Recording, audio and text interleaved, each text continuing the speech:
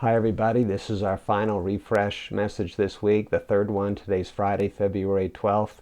This is Make the Tree Good. I'm Pastor Steve Green, and we are especially glad that you are with us today. Thank you for joining us. As we've already seen in Matthew 5 and verse 8, Jesus said, blessed, and that's a word I think we all enjoy. Blessed are the pure in heart, for they shall see God. When our heart is pure, we see things. We see things like we've never seen before. We see God like we've never seen Him before. This is the benefit of a pure heart. The pure heart is the only way that we have to get to this knowing. It's the only way we have to get to this consistent righteousness, the life of God, the abundant life, living a life that glorifies God. There's only one way to get there. That's why Paul said the only thing that counts is faith expressing itself through love.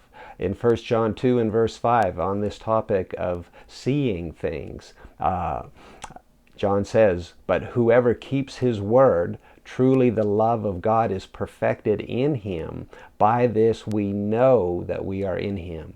We can know that we are in Christ. We can know that we're blessed with all spiritual blessings in Christ. We can know that we can do all things through Christ who strengthens us. We can know in our head initial knowledge that we are seated with Christ in heavenly places.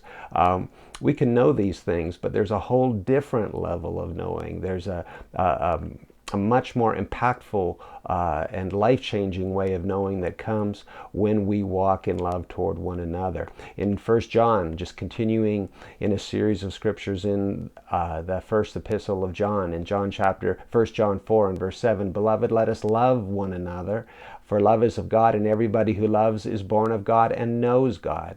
And so it's by love that we know that we are in Him. We know the reality of the in Him truths. We know God Himself. This is what it means to know God, not just the initial knowledge of God, but it's this next step of knowing is the most profound and life-changing.